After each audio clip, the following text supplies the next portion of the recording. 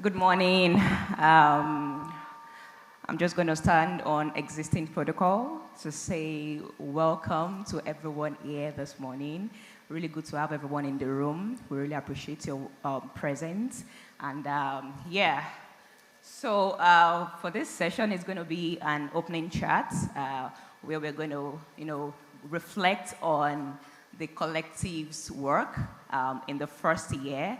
We've had a lot of, things about what the Nigeria AI Collective has been up to in the first year. So I'm not going to say too much again because my bosses have already, spoken about that. But yeah, this session is specifically going to, reflect on what are the things that we, the collective, has done in the first year, looking at our wins and our lessons, our challenges, and also as we look ahead to the second year.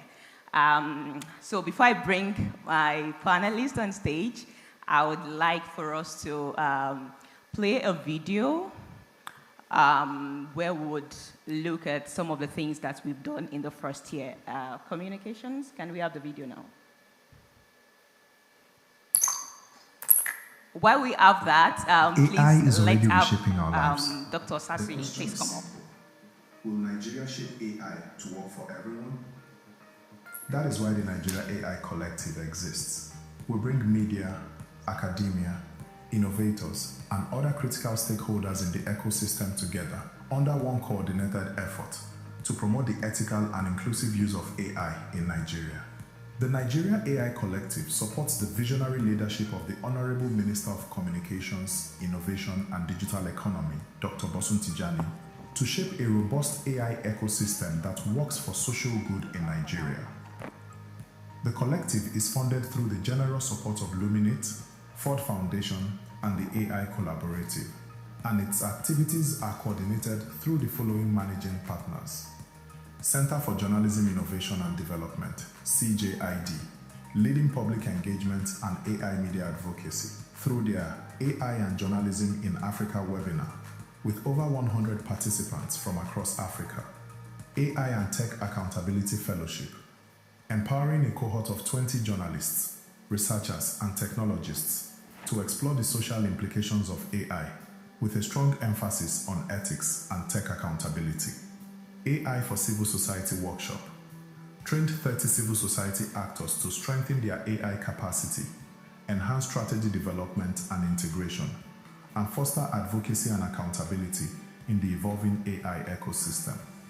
Mainstreaming AI in Media Education Workshop equipped 70 lecturers from tertiary institutions in southern and northern Nigeria to drive responsible AI adoption in media teaching and practice. Data Science Nigeria, DSN, driving AI entrepreneurship and innovation through their AI Collective industry events.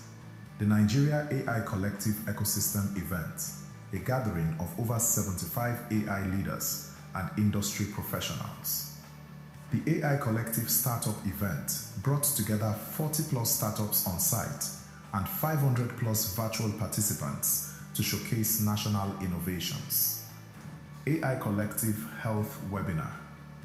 This webinar convened 220 participants from across Nigeria and beyond, with 15+ organizations represented from government, tech, academia, and healthcare.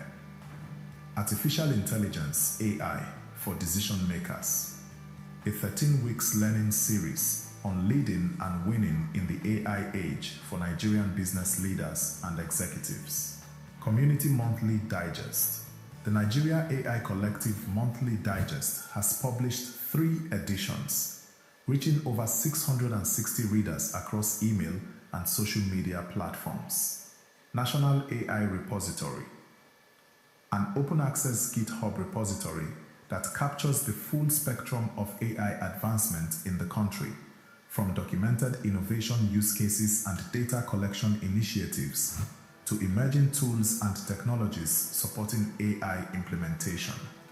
Lagos Business School, LBS, building AI literacy and evidence-based policy through their National AI Strategy Design Activity, Learning Needs Assessment on AI, AI Curriculum Development, Leadership programs.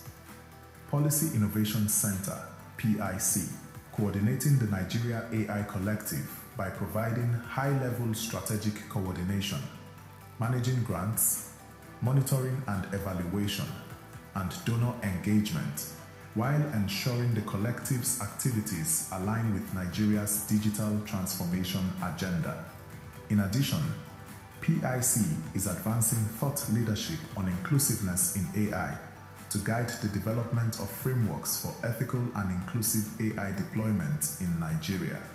Launched the Nigeria AI Collective LinkedIn page with 1,640 engaged followers. Convened the Nigeria AI Collective Design Workshop and convened Nigeria AI Collective Launch. In our first year, we moved from talk to traction. Clearer stories about AI, stronger skills across campuses, newsrooms, and boardrooms. Leaders ready to guide change, innovators building solutions that matter. This is only the beginning. The Nigeria AI Collective, building an AI future that works for everyone.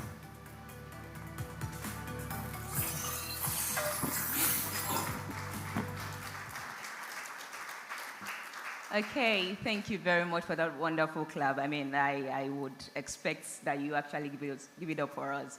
Yeah, so thanks once again. Welcome, Dr. Osasuyi Dirisu. Really a pleasure to have you here with us this morning.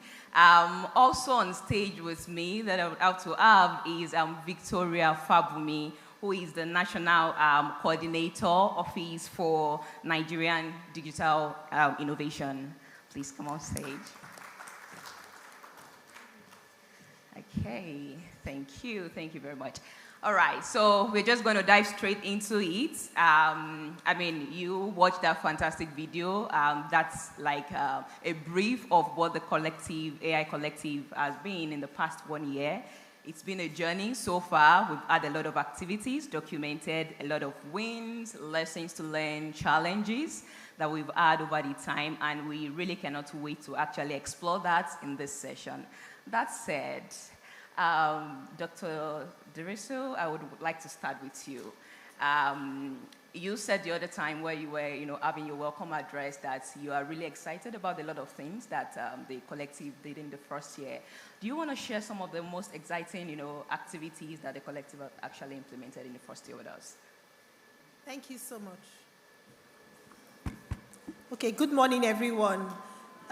So many times when I'm asked, what are the activities or what are the sort of things that the collective has achieved in the first year, I like to start with something a bit more intangible, and that is just demonstrating the possibility of collective action.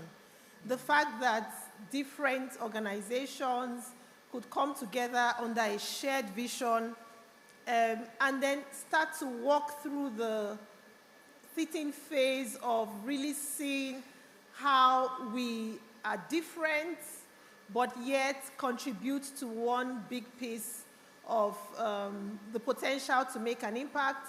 And then also just beginning to, first of all, just lay a foundation for a good ecosystem development in Nigeria. So what do I mean by that?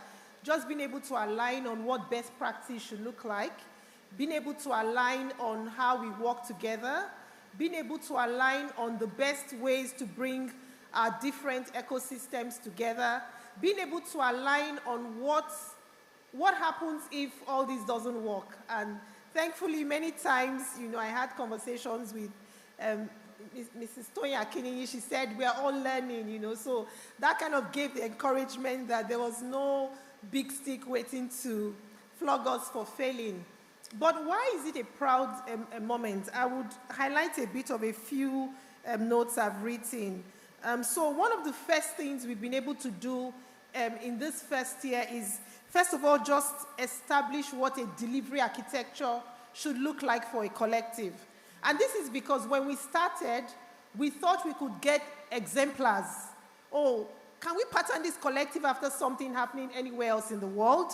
And it was just not possible to get that. We went for a meeting at ONGA last year, And then we had people from other countries saying, we're all waiting to learn from Nigeria. And I was like, oh my God, I came here to learn from you guys. And so that really shows the power of just sitting down, working together as a team, and being able to conceptualize what is possible. And so in this first year, we have laid a foundation as a proof of concepts, not just within the AI ecosystem, but for how to build collectives that can work for public good. And the second thing that really excites me is the level of capacity that has been built across the ecosystem in the first year. So, for example, the CGID Accountability Fellowship, I had an opportunity to sit in some of those meetings and see people who just needed a little bit of capacity building to begin to create their own solutions. You know, I had an opportunity to sit with LBS, train over 100 public service directors, and see how to really, the power of transforming mindsets in public sector and getting people to see the possibility of really using AI to improve the work they do. And then sitting through a lot of innovation sessions and pitches that DSN Nigeria organizes, seeing the opportunity to give young people hope. Oh, I built this right in the corner of my room. I didn't know I could get support until I heard about the collective. I attended a DSN innovation pitch event. And boom, I have ideas that can come to light. And then just also being able to open this up to a global stage. So when we launched the LinkedIn page, one of the things we had in mind as a collective, have a shared platform where we could disseminate information, but we get hundreds of requests from across the world every day. And the ability for us to process some of these requests, see how we can channel some of them into strengthening what the collective is doing, but then also using that opportunity to challenge ourselves, so CGID, LBS, DSN, to begin to build an ecosystem. So working with LBS to build an ecosystem of researchers and academics. I know CGID is also doing that with academics and CSOs, and then DSN with startups, and bringing all these conversations together to begin to shape what an ethical and inclusive AI ecosystem looks like for Nigeria. I have plenty of numbers, but in the next few weeks when the final report for year one is ready, once we get our approval, we're happy to share all this with the public. But just to say that despite all the achievements in year one, why I'm really excited is all we've been doing is just laying the foundation. So from year two, watch this space because we are now really ready to consolidate and transform. Thank you. Thank you very much for that, Dr. Dirisu. I mean, I'm super excited about, all of the things that we've done too in the first year, knowing that we are just laying the foundation, right? You mentioned, the collaboration, which is perhaps one of the most exciting things for me too, being able to explore, working with CSOs, working with the media, working with institution, academia. That's really exciting, I would say. Really exciting. Thank you very much for sharing that. Okay, right about now, I would like to move to you, Victoria. Now, she mentioned, and of course, that's the reality. We've had a lot of collaborations across sectors, across different institutions. From ODI's point of view, from ODI's perspective, what would you say is the major achievement or shifts that the collective has achieved, in this first year?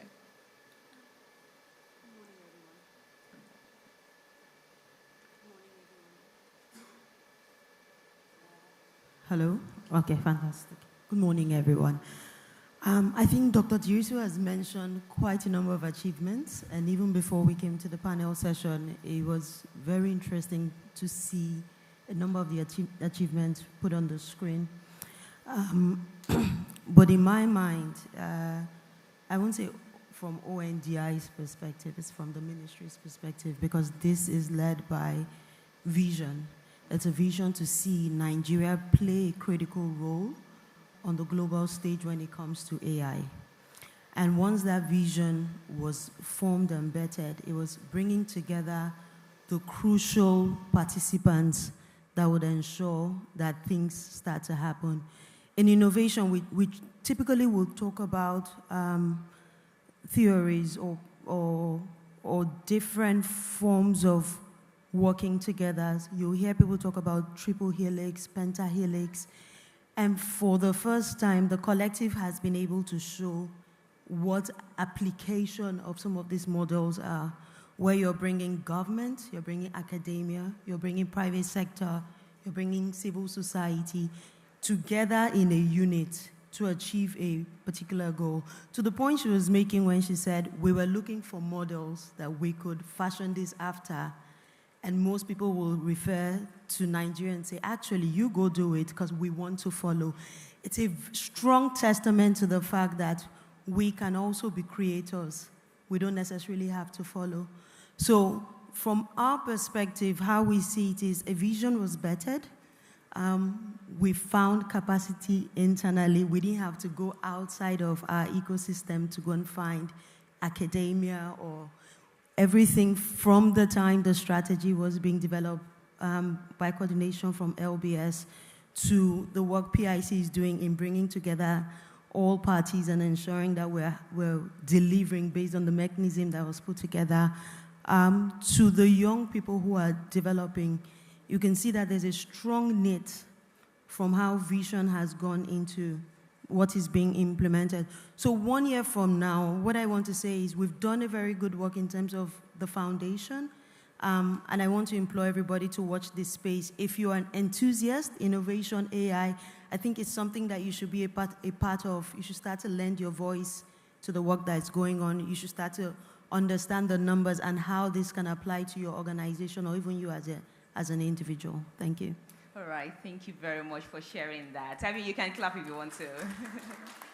I mean, I think part of the most exciting thing for me is the fact that we are able to bring people who are not necessarily do not really have that tech capacity to actually make sense of what AI is all about, what tech accountability is all about, being able to simplify it for people to actually get that, and even people that not in that sector being able to work collaboratively together, to make this happen. Yeah, that's fantastic. All right, Dr. Dirisu, I would like to come back to you, and I would like you to talk a bit from the secretariat perspective, which the Policy Innovation Center is doing. We do know that with collaborations like this comes a lot of bottlenecks, challenges, wins, lessons, and all of that. How will you say that has been in this first year, from your perspective? Thank you so much. So I think the first challenge we had was, first of all, being able to come together and have a collective vision. So in the first year, it's not, and this is not about saying that there was a right or wrong answer, but this is the way we have evolved. So in the first year, we had everyone holding their vision and running with it. And it made it a bit difficult sometimes to take a pause and bring everyone to see what that collective end goal should look like. And I think this was something we kind of battled with through the first year. But last month, we had a retreat. And what we have now done is brought everyone into the room and said, we can't continue to move. I mean, even if you're sorting out media or you're sorting out young people, startup ecosystem, academia, where is that connection point? So that was a big challenge in the first year. We've addressed that now by working together, locking ourselves up, bringing everybody's to-do work plans, integrating them, but not just stopping at that point. Now aligning on what one vision is for the collective in year 2 and year 3. And that vision we're happy to unveil in January. So what that means is anything you see CGID doing or DSN doing or LBS doing with the support of the ministry and leadership of the ministry of Communication, Innovation, and Digital Economy, we are all working towards one collective vision that speaks to that broad vision that the minister had at the beginning of the collective. It's not that it wasn't possible, it's just that sometimes you get so passionate about what you're doing and you run in one direction. But this helps to ensure that we are holding ourselves accountable for the results and outcomes that everyone should expect. I mean, other challenges we've also had, one of the things that we are hoping to achieve with the collective is to not create an AI exclusive system, so to drive inclusion at different levels. So one of the things we are holding ourselves accountable for is ensuring that at every single stage, every single activity of the collective, inclusion is at the center of it. So one of the things that we are doing differently, but that's a bit challenging because when you start in year one, the tendency is to do all your work in Lagos and Abuja. So from next year, you're going to be hearing us doing things in Enugu, in Benin, in Cross River, really ensuring that the way we frame AI, the way we are developing solutions, the way we are expanding access to opportunities is a lot more inclusive than we're currently doing now. We had to lay that foundation before we now start to see within the resources and logistics we have, how practical is it to ensure that we're carrying every single region of Nigeria along. So I think those are two important challenges that we're solving for, and we're looking forward to being able to take this further next year. I think one last thing for me would be really having that ethical lens that standardizes how we are all looking at what is the minimum criteria for ticking the box for ensuring that whatever solution I'm developing or whatever intervention or capacity building is speaking to the core of ensuring that the most vulnerable people can get access. So PIC is supporting the ecosystem to also develop a framework that would help to guide almost like a critical checklist for ensuring that every single thing that we're doing through the collective is advancing inclusive AI ethical adoption in Nigeria. Thank you very much for that, Dr. Dirisu. That's a lot of work there, I must say, and well done to you and the team. So very quickly, I would like to go back to you again, Victoria, to actually ask you a specific question. Now, government coordination is always a whole lot, I would say, always a challenge. Now, considering the overlapping nature of different, digital mandates across different departments, right, within the government sector, how is the ministry actually improving, the alignments amongst different stakeholders like NITDA, like NCC, to ensure that, the ministry, academia, and civil society is actually shaping the AI ecosystem as it should be?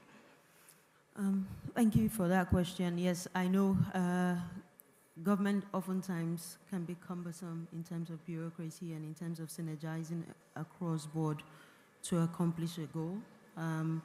But again, when I started earlier, I talked about the vision and how we got to the collective. It was very clear in the mind of the Honorable Minister that for this to happen, it has to have longevity, which means it has to survive outside an administration, outside existing bureaucracies that might stifle its growth. And so that's where the vision for us, again, supported by Luminate, to have a vehicle through which this intentional growth and development of AI is achieved in Nigeria. And so that's what bettered AI. Now, what are we doing within government to ensure that there's harmonization in how this vision is being implemented? Today, NIDA has the National Center for Artificial Intelligence and Robotics, which is where initiatives around AI, particularly the ministry's initiative around AI, is centered. And through NCI, there's engagement across board, whether it's NCC, whether it's NDPC, whether it's NIDA, all agencies within the ministry are carried along in terms of the vision for AI. Now, when we think about AI, we know that AI has the capacity to significantly improve productivity. And productivity not just in private sector, but also in the public sector.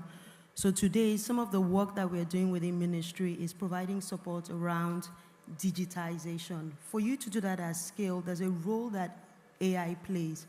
So we're not just stopping in the ministry, we're providing that support and vision across board, taking a horizontal approach to how we disseminate the vision.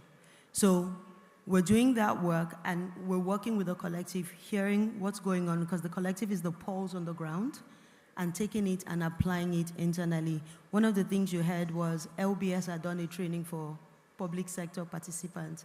So if you also want them to catch up, there's also the capacity building role. So whilst we have the collective strengthening on the capacity building side, We're working on the policy side, and we're working on ensuring that there's implementation within government to ensure that we're all carried along. Okay. All right. Thank you very much for that. I mean, it's, like you said, can be cumbersome, but it's really good to know that, yeah, there are alignments there and how that is going. All right.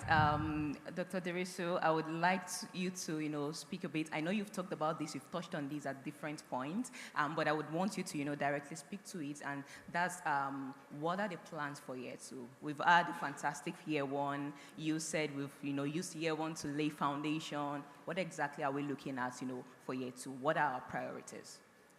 Thank you.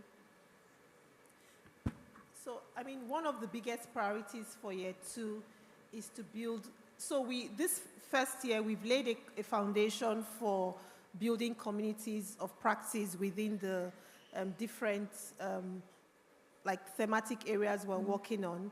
So one of the things that we have done is we've put down the guidelines.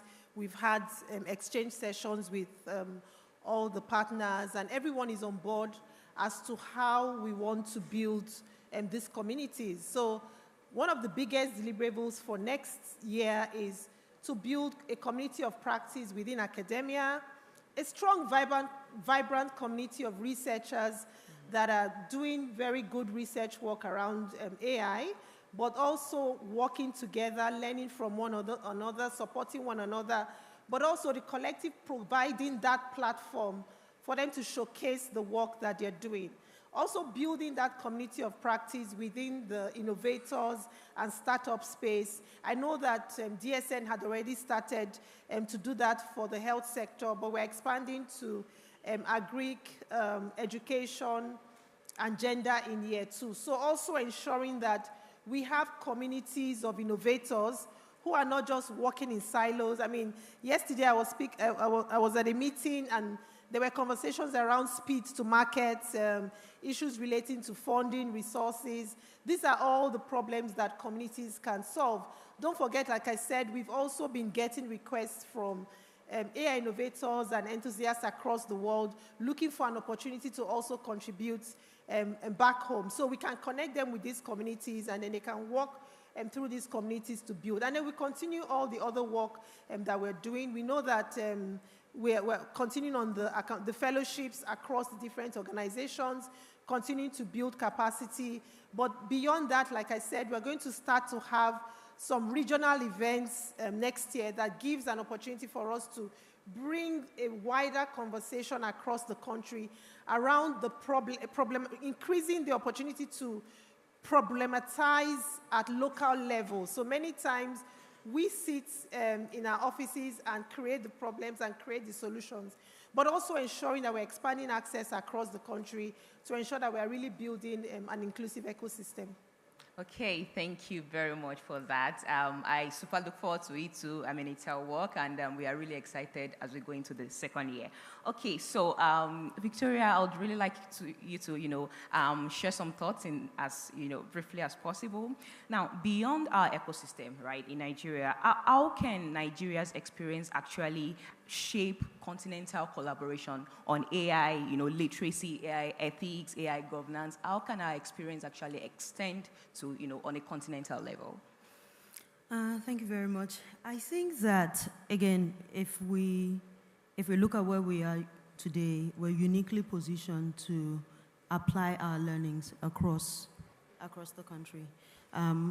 We've positioned ourselves to do something that many people haven't done, and we're, for lack of a better word, pace setting, right? And so if we take this approach that we've used, looking for researchers, not just within the country, but from also across the country who are of Nigerian descent, and they are providing body of knowledge towards developing our ecosystem.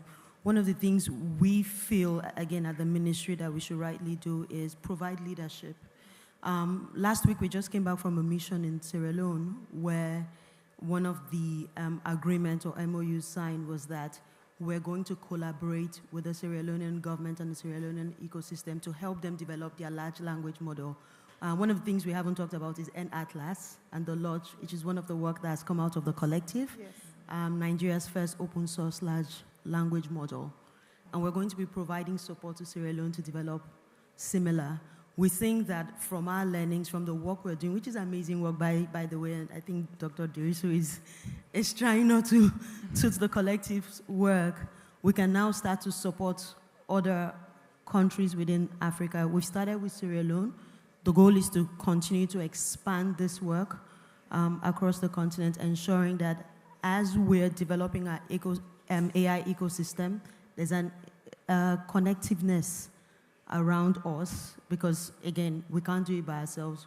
We need to ensure that everyone is carried along. So those conversations are ongoing. We're sharing our body of knowledge that we're creating within the country, and we're also opening our network and our partners to other African countries so that they can also develop their ecosystems. Okay, fantastic. Thank you very much for that, Victoria. It's quite exciting, to hear about these things, and I'm super looking forward to, every other wonderful and amazing things that we would actually achieve as a member of the collective as one. I know that my time is up, Faith, but I really would want to take one question from the audience if there's anyone who wants to ask a question as briefly as possible. Okay, yeah, let's have you. Please, microphone.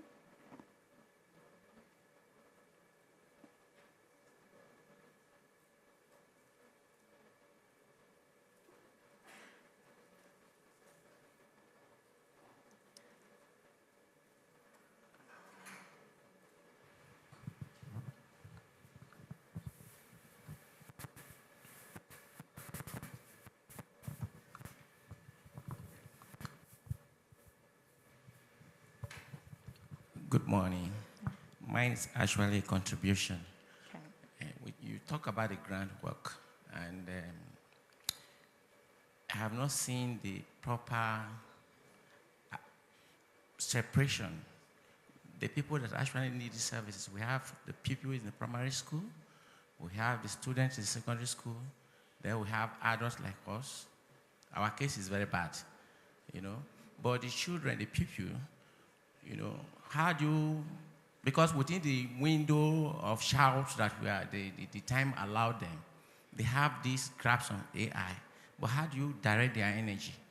That the youth, secondary and university, they are already driving their own towards the negative end, the Yahoo thing. How do you redirect their energy in the use of AI? For adults like us, you waste all the money, but we still learn anyway. Thank you very much. All right, thank you. Do you want to go for it? There's another question. Okay. Good morning, everyone.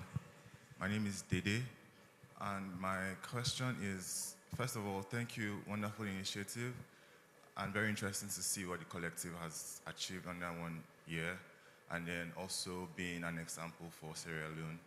But my question is about two things. First, about the ethics of AI. We also know that it's not news that AI consumes a lot of energy and water resources.